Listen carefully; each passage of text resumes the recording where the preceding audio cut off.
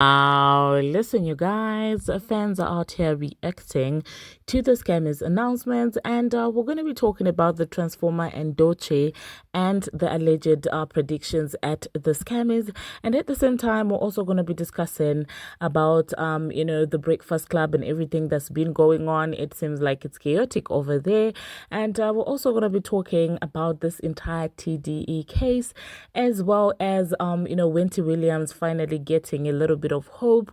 Cousin Claude is out there letting us know about her tour prep, and these are some of the things that we are going to be talking about in this video. Hello tea lovers, and welcome to the tea blog. I trust you guys are doing well, and I trust you are doing great. Personally, I am doing great, you guys. I am doing extremely amazing, and without further ado, let us dive straight into today's tea. So first of all, let us talk about the announcement made by the Grammys, where they decided to let us know who is actually going to be presenting some of the Grammy awards. Of course, amongst the people there is the Transformer. I did see Caesar, and Queen Latifah is actually going to be presenting as well. And another person that I saw was Victoria Monet, as well as Olivia Rodrigo. So yeah, obviously this has caused quite the discussion, especially in the female rap streets, because people are like, when you look at majority of the other genres, besides people who have been in the industry for a long time, like the likes of Queen Latifah, everyone else is pretty much active, with their music and stuff like that. So people are like, okay, an active female rapper actually being, asked to present as Grammy, like what is happening, what's the criteria? And not to mention the mess that actually happened at the last time, at the last event that this girl was presenting something, the Kamala Harris rally. I mean, that went viral for her inability to deliver a speech. So people are like, why do people keep on taking a chance on this girl? But at the end of the day, the scam is, as we all know, about relations, who knows who is doing who a favor. And so yeah, personally I'm just like, this is pretty predictable. The fact that this girl actually got a best rap album, in my own opinion, that's still a joke up to this point. And the people who like to be saying in the background, oh, we are pro hip-hop and stuff like that, we are rap legends and stuff like that, they stood aside and watched this happen, like literally somebody being crowned for reciting at the Grammys. This happened, you guys. So at this point, I don't know if I've got any standards that I uphold the Grammys with.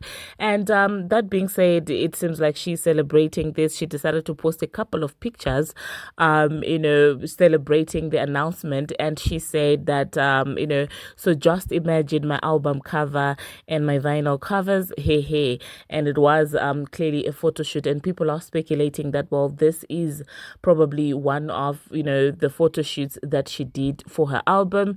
And she also did add her bio, a link to to her website on her bio, which has people thinking that, listen, finally maybe Armageddon, the album, is actually going to come out. Now personally, I do feel like she might take this opportunity, if really there's an album coming out, she might take the opportunity to announce the album at the Grammys, which I do feel like is one of the reasons why she probably was given the whole presenting thing, so that she gets the opportunity to announce the album. Because right now they need an extravagant rollout, they need an extravagant announcement, because people kind of don't care anymore.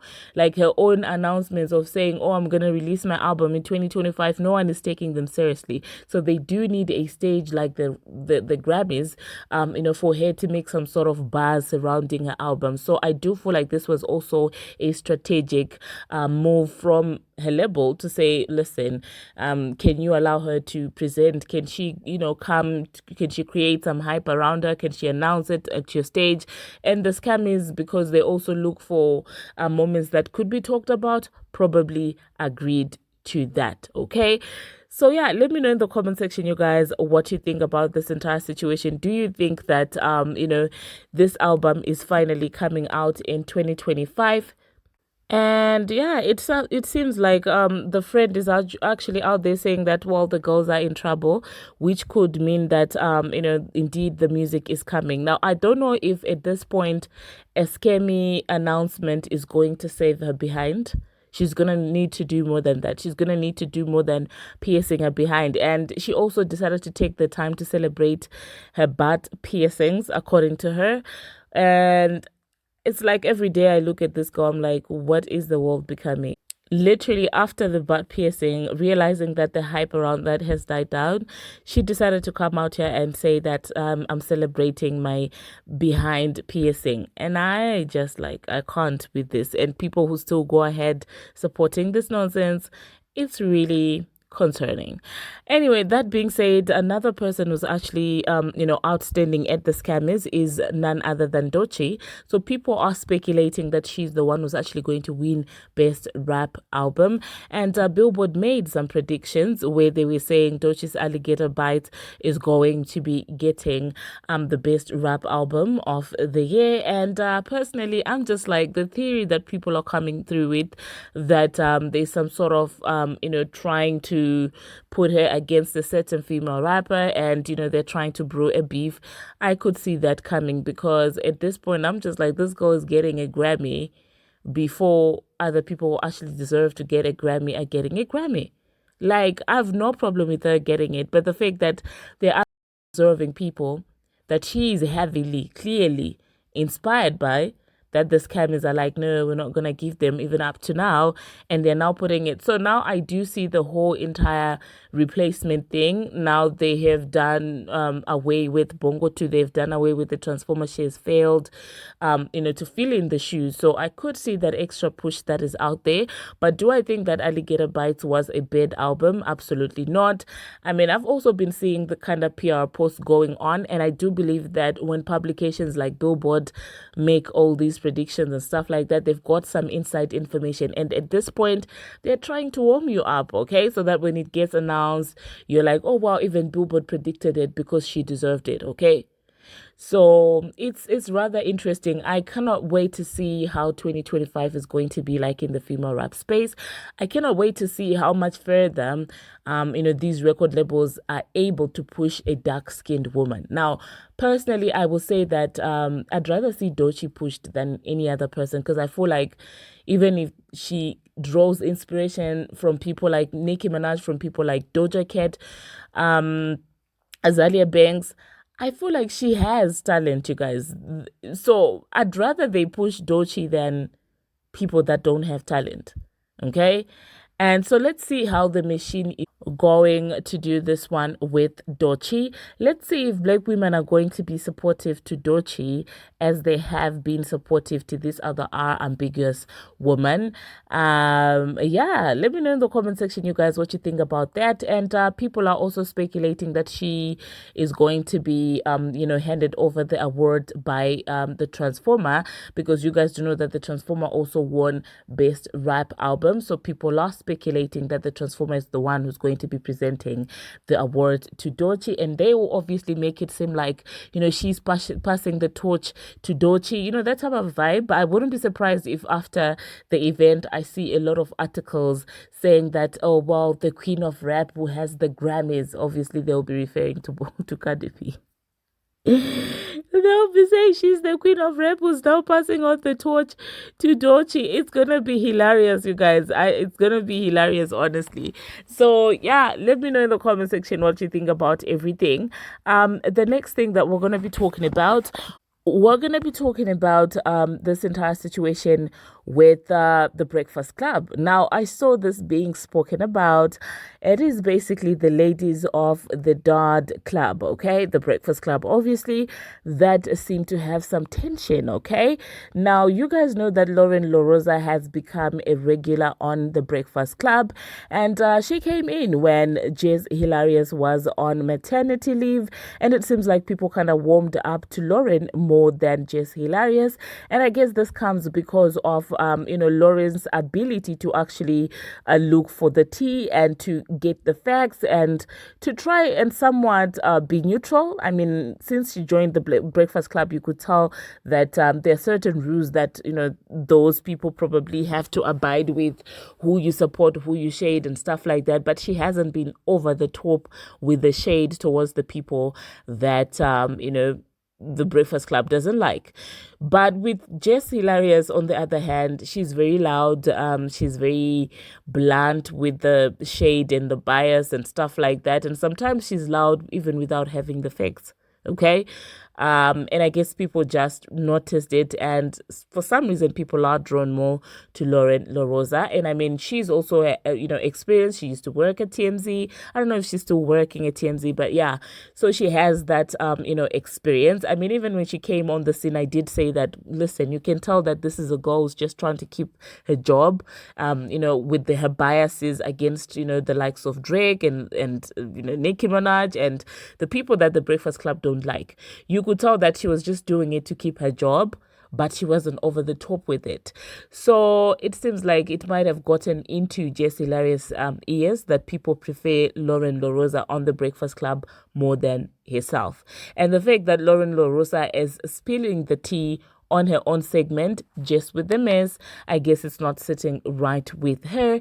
So yeah, there are two clips that have been circulating of Jess Hilarious, telling Loren to hush, to shut up, and people thought like that was very disrespectful, and people thought like, well, that's screaming tension. Something is definitely brewing behind the scenes. Probably they're unable to work together, and I'm just like, how can they not be able to work together? And these same women who are out there preaching female rap unity to the girlies.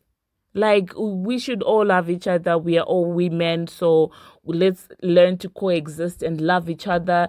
Let's not be competitive. So what is the problem, Jess? What's the problem? Coexist. Female rap unity. Yay. Female presenters unity.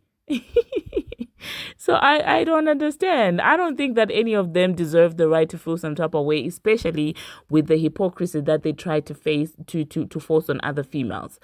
The next thing that we're going to be talking about, we're going to talk about Cousin Sloth. It seems like she's coming through and letting us know that she's preparing for the tour, and she has decided to ask a fan base to do some sort of fast, I don't know, some form of cleanse as they prepare for the tour. She said, going on a 30-day fast before tour. Any glow riders want to do it with me? Here's what it consists of. Let's lock in and glow up. Okay, so the dates are February 3rd to March 5th, and it's obviously 30 days. And she's saying she's not going to be smoking, she's not going to be laying down with anyone, she will only be drinking water, no alcohol, juice or drinks, gym 3 times a week, no clubbing, no frivolous spending. Pick a book and finish it, make at least one goal and complete it. Now, I will say that I'm not a fan of Cousin Sloth like that, but this is a very good cleanse. This is a very good initiative for her to do with the fans. It's a way that they can actually connect. I'm not against it, honestly. I do feel like this is something positive, that she's actually doing something like this. Now, the next thing that we are going to be talking about, we're going to talk, let's save the TDE case for last, okay, because I've got a lot to say about that. The next thing that we're going to be talking about, we're going to talk about Wendy Williams. It seems like she might have gotten a little bit of light at the end of the tunnel. So you guys do know that recently she came out at the Breakfast Club and was basically talking about how unfree she was and how people were allegedly taking advantage of her.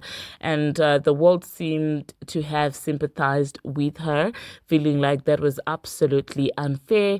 And so now it is actually being reported that Wendy Williams has managed to get a court approval to visit her dad in Miami for his birthday. Okay. And I'm like, yeah, I mean, everybody deserves to spend time with family on important days like this. And I'm happy for her. I'm happy that she's able to get out of that place that they keep her and to do other things like reconnecting with her dad. Now, I do know that her dad is quite old, so I don't know the exact state in which he is, but just seeing him might actually bring her some sort of comfort. Okay. And yeah, the next thing that we are going to be talking about, we're gonna talk about TD and these lawsuits that are allegedly being thrown at them. And it's let me just point out that a lot of blogs, these mainstream blogs, the moral police on Twitter, I've not seen any of them talking about this entire situation. It makes you wonder, do they really care about the victims, or is it about, who we are holding, accountable and stuff like that? If it's somebody that we like, of course, we're gonna try and make sure that we don't shed light. If that's somebody that's tied to someone we like, it doesn't matter. If it's someone that we are collectively not liking, let's highlight it all we can possibly can. I'm yet to see Stephen A. Smith reporting about this. I'm yet to see Ebro talking about this. I'm yet to see The Breakfast Club talking about this. And I will never get tired of trying to point out these things to you guys, because I do know that genuinely some of you don't even see the propaganda that happens. Some of you are still in denial, and you think that these media platforms are just here to give you tea, to give you the news without benefiting anything. Like, the more you pay attention to things like this, the more you realize that, oh, wow, it seems like everything is actually calculated, because it's never the same standards. It's never the same standards. One person is held to these standards, another person, okay, let's let it slide. And that sucks, honestly. It sucks that this is the state of media, especially professionals that actually went to school for this. It's sad. Okay. But anyway, so it is actually being reported that TDE is being sued, by two women, allegedly because of the S and A word. They are being accused of, enabling this to happen. And it seems like the top management is actually being accused of taking advantage of women, with the CMO, and of course, the CMO's son, the co-president of, TDE's founder. It seems like, this woman is coming through and detailing everything that went down. And it's interesting that's what's happening. Let's see how everything is going to be handled. I do hope that she gets her justice that she deserves. And obviously, in the environment that we are in, it's inevitable for fans to start talking about this. Because, as you know, you guys, recently Kendrick Lamar came out here and started accusing another man of being the PDF word, another man and his friends of being a PDF, saying that they move in packs and stuff like that. And of course, the whole internet applauded him for that. Personally, I don't care for Judas Degrassi, but that still won't mean that when something fishy is happening, I won't point it out. So everybody was like, oh, well, it's okay, it's okay. So now when people around Kendrick, when his friends, when people that are tied to him are now being accused of things like this, of course, people are going to drag him into this entire conversation. So people are like, listen, you did all that, pointing out things only for your own record label. Well, now, no, not anymore, but for your friends now to be mentioned in lawsuits, to be sued for exploitations and stuff like that. Are you going to hold them accountable? Are you going to make a song about it? Are you going to distance yourself from them? What are you going to do about it? Or is this entire moral preacher only preserved for certain people that you don't like? So yeah, it's pretty interesting that this is coming out also just before the Super Bowl, which has had people speculating that Judas Degrassi might have fueled this. People believe that Judas Degrassi might have, encouraged the women to go out here and sue, just so Not Like Us will not be performed at Super Bowl. So I don't know if Judas Degrassi would go that far, but then he's an industry boy. So at this point, I'm just looking at both of them and I'm just trying to see, who's going to be able to play chess better than the other. Now, you guys do know that currently Judas Degrassi is suing Universal for this entire, PDF situation and everything. And with how dirty business can be, with how dirty industry executives can be. I wouldn't be surprised if Universal is the one who's actually encouraging the women to sue. Because what way to stop Kendrick from performing, not like us at the Super Bowl, than accusations about people tied to him being also involved in situations like this. So Universal can actually do that because they wouldn't want to directly go to Kendrick and tell him, don't perform. So you guys, business can really be dirty behind the scenes. Okay? So I wouldn't put it past the record label as well to do that, just so they won't upfront go to him and say don't post it, because them going to don't perform it at the Super Bowl, because them directly going to Kendrick and asking him to not perform it is like indirectly admitting to the fact that they were perpetuating what Kendrick was doing for the benefit of their company in negotiating with Drake again. So yeah, you guys, let us see how everything is actually going to play out with this entire situation. But that being said, thank you very much for watching, and until my next one, see you.